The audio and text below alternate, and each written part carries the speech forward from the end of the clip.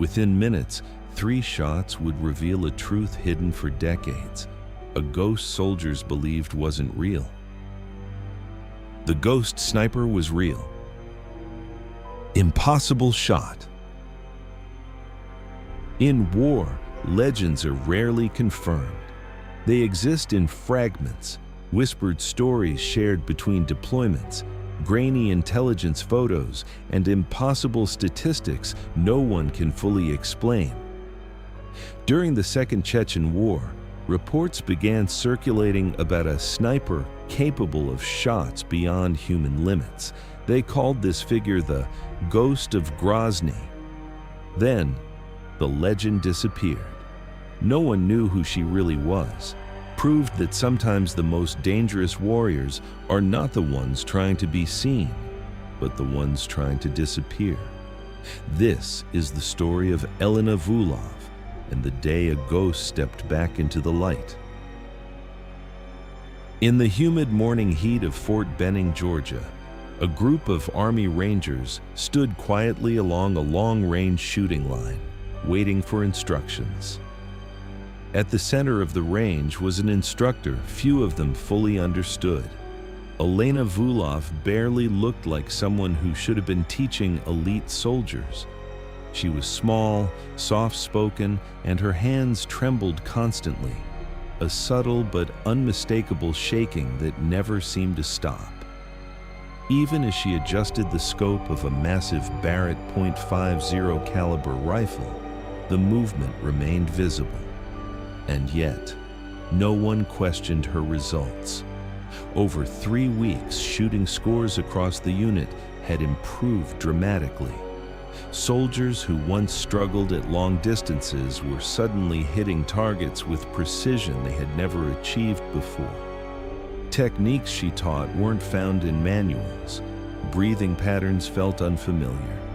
Calculations were done without notes or devices, only instinct. "Distance changes everything," Elena said quietly, her Eastern European accent soft but precise. "At extreme range, even your heartbeat becomes part of the shot." The Rangers listened carefully. Some noticed the medical compression gloves she wore, advanced stabilization gear designed for neurological damage. Others noticed the small gold chain around her neck, holding 2 objects that never left her side, a worn wedding ring and a child's bracelet. They moved gently each time her hands shook. Sergeant Daniel Thompson watched more closely than the others. Something about her posture felt wrong, or perhaps too right, the way she scanned the horizon, the way her breathing changed under stress. The awareness of someone trained not just to teach, but to survive. Elena wasn't simply demonstrating technique, she was remembering something. And although no one on that range realized it yet, the quiet instructor with shaking hands carried a history far more dangerous than any weapon she held. The sound of approaching engines broke the calm rhythm of the training session. Several black SUVs rolled toward the firing range, their arrival sudden and unannounced. Conversations faded as soldiers instinctively straightened their posture.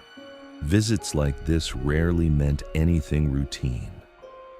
Elena noticed the vehicles immediately. Her hand moved unconsciously to the chain around her neck, fingers brushing the small bracelet as her breathing shifted. 3 short inhales, 1 slow exhale. A pattern Sergeant Thompson recognized without understanding why. The doors opened. Senior officers stepped out first, followed by General William Bradley, a man known across the base for discipline, precision, and an intolerance for weakness.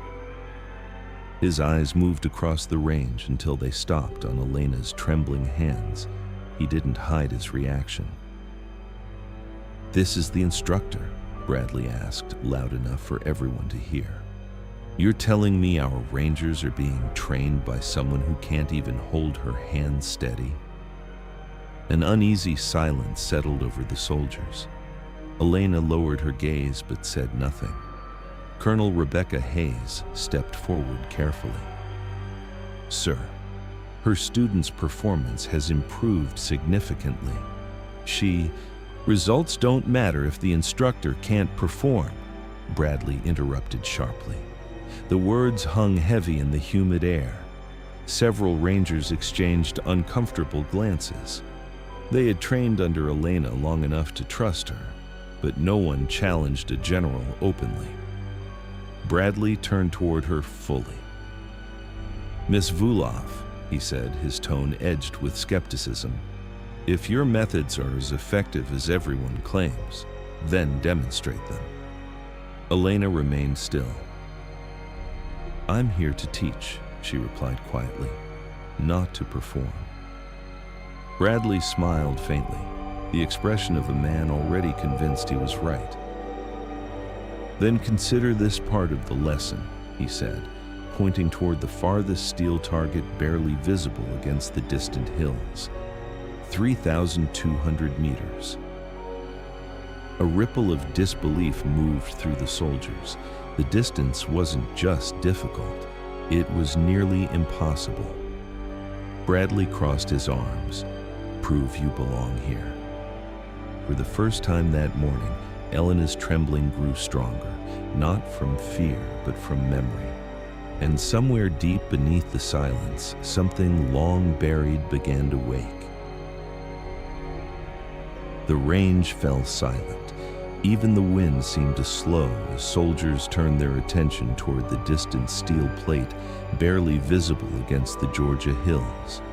At 3,200 meters, the target looked less like an object and more like a flaw in the landscape, something too small to matter. Most instructors used it only for theory. No one actually shot at it. Elena walked toward the Barrett rifle without rushing. The weapon looked enormous against her slight frame, nearly as tall as she was when mounted on its stand. Her hands trembled as she adjusted the scope, the movement impossible to hide now under dozens of watching eyes. General Bradley checked his watch. "You have 20 minutes, he announced. "That should be enough to prove my point." Elena didn't respond.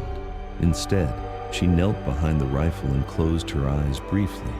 Her breathing slowed, 3 short inhales, 1 long exhale, repeating again and again until the trembling softened just enough for control. Wind from the southwest, humidity rising, heat distortion bending the horizon. At this distance, even the rotation of the earth mattered. She calculated everything silently, lips moving without sound, no devices, no notes, only memory. Sergeant Thompson watched closely, a growing unease settling in his chest. The posture, the breathing, the stillness before action. He had seen descriptions of this before, not in training manuals, in classified briefings. Elena chambered a single round. The metallic click echoed across the range like a countdown. Through the scope, the target shimmered in waves of heat. A shot like this required perfection, physics, timing, and something beyond skill. For a moment, her hands stopped shaking entirely. Later, witnesses would struggle to explain it.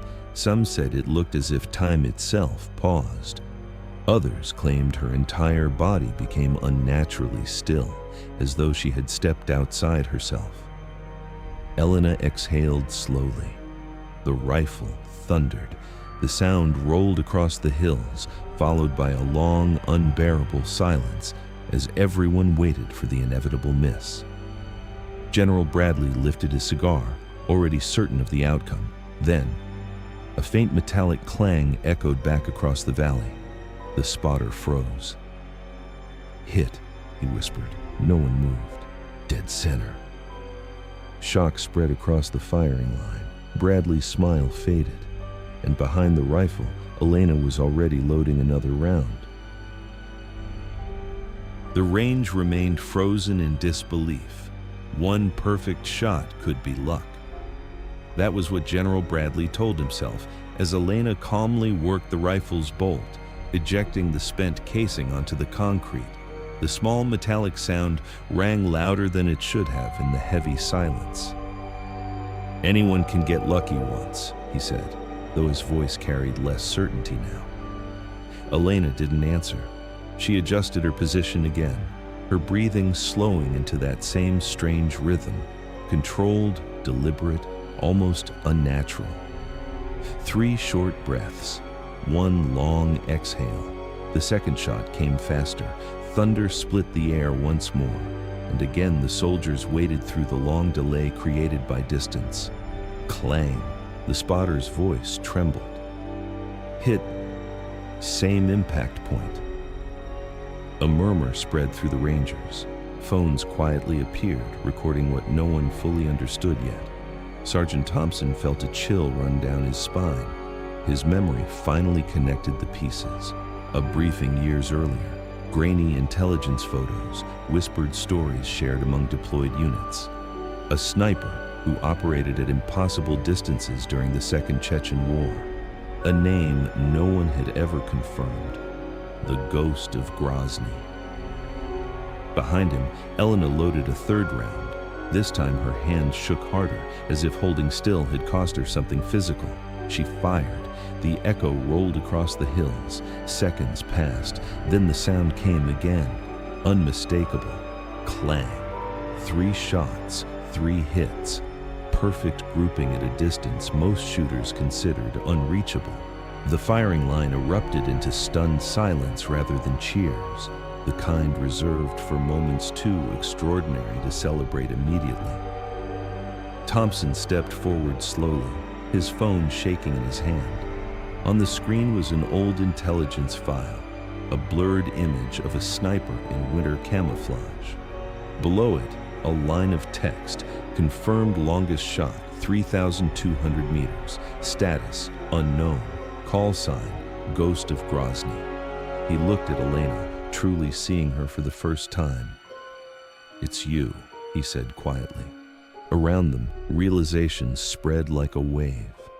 The trembling instructor, the quiet civilian contractor, was not a mystery beginner. She was a legend soldiers had once believed was only a myth. And suddenly, the shaking in her hands no longer looked like weakness. It looked like survival. Another killer believed they were invisible, but the truth always leaves a trace. The celebration never came.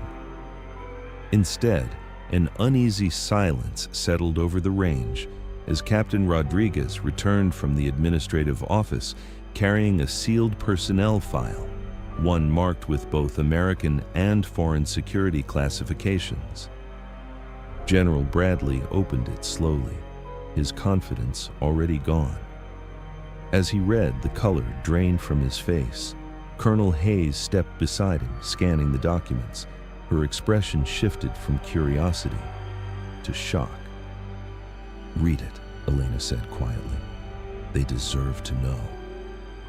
Bradley hesitated before speaking aloud. Captain Elena Vulov, former reconnaissance sniper, Russian Federation Armed Forces. The soldiers exchanged confused glances. 78 confirmed combat kills, he continued, voice tightening. Multiple high-value targets during the Second Chechen War, awarded national military honors. The words felt unreal against the image of the trembling instructor standing before them, but the file continued. Captured during an operation, held for 17 days, Bradley paused. Severe interrogation injuries. Unconsciously, Elena's hand moved to her neck, fingers tracing faint scars barely visible beneath her collar. Sarin gas exposure during a rescue mission, Hayes read next. Permanent neurological damage resulting in chronic tremors. The mystery of her shaking hands suddenly had an answer, but the final page was worse. Bradley's voice faltered. Husband killed in action, August 2001. A long silence followed. Then Hayes continued softly. Daughter, Katia Vulov, age 6, killed during the Moscow theater siege. The wind moved gently across the range as no one spoke. Elena stared toward the distant hills. "I was on a mission," she said quietly, 3,200 meters away from home. Her voice never rose, but every soldier heard it clearly. "I stopped one siege and lost my child during another." The bracelet around her neck caught the sunlight, blue beads glimmering as her hands trembled again, stronger now, uncontrolled. "For years," she continued, "people called me a hero, but every perfect shot cost something." No one looked at her hands anymore. They looked at the weight she carried, because in that moment, the Rangers understood something no training manual could teach. Precision wasn't just skill, it was sacrifice, and the legend they had admired had never escaped the war she survived. The atmosphere on the range had changed completely. Only hours earlier, Elena had been an outsider, a contractor quietly tolerated despite her results. Now, soldiers stood around her with a silent respect that crossed rank, nationality, and language. But the moment didn't last. A black SUV appeared at the entrance to the training field, its engine still running. No military markings, no authorization request. Sergeant Thompson noticed it first, Elena noticed it second. And unlike before, her reaction was immediate. Her posture shifted subtly, shoulders tightening, eyes scanning distance and angles with instinctive precision. The awareness of a battlefield returning without warning. The vehicle door opened. A tall man stepped out, dressed in an expensive suit that didn't belong on a military range. His movements were calm, controlled, familiar. He spoke with a faint Russian accent. "Miss Vulov," he said evenly, "we need to talk." Elena didn't move closer. "The answer's still no," she replied. The man sighed, almost sympathetically. "The situation has changed. Someone is using your methods, your techniques, long-range assassinations, impossible distances." The soldiers nearby exchanged uneasy looks. "Moscow believes only you can stop him." Elena's trembling intensified. "That's not possible," she whispered. "He's dead." The man stepped closer and lowered his voice. "He calls himself the ghost of Grozny now." The words hit harder than any accusation. A shadow crossed Elena's face, not fear, but recognition. "The man who captured you," he continued quietly, "the one who killed your husband." Silence swallowed the range. "You have 48 hours, the man said before turning back toward the SUV. "After that, others will decide for you."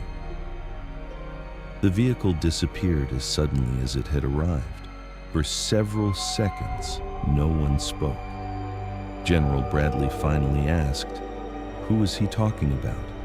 Elena stared toward the horizon, fingers gripping the child's bracelet around her neck. "The only ghost I never finished," she said softly. And for the first time since the demonstration, the legendary sniper looked uncertain, because the war she thought she had survived had just come looking for her again. 3 days passed without word from Elena Vulov. Fort Benning returned to routine, but nothing felt the same. Soldiers who had witnessed the impossible shots found themselves watching the horizon more often, as if expecting something unfinished to return. General Bradley checked his phone constantly. Sergeant Thompson replayed the recordings again and again, not because of the shots, but because of what they revealed. Strength did not always look the way people expected. Then, just before midnight, a message arrived. One line, range, alone. Bradley went. The training field stood empty beneath pale floodlights, the distant hills swallowed by darkness. At the firing line, a familiar silhouette waited beside the Barrett rifle. Elena looked smaller somehow, quieter, but steadier. "He's here," she said simply, "within range."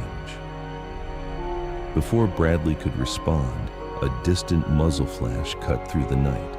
The sonic crack passed overhead a fraction of a second later. She was already moving. No hesitation, no fear, only focus. Elena settled behind the rifle, her breathing slowing into that same impossible rhythm. 3 short breaths, 1 long exhale. The trembling faded just enough. For a moment, the ghost returned.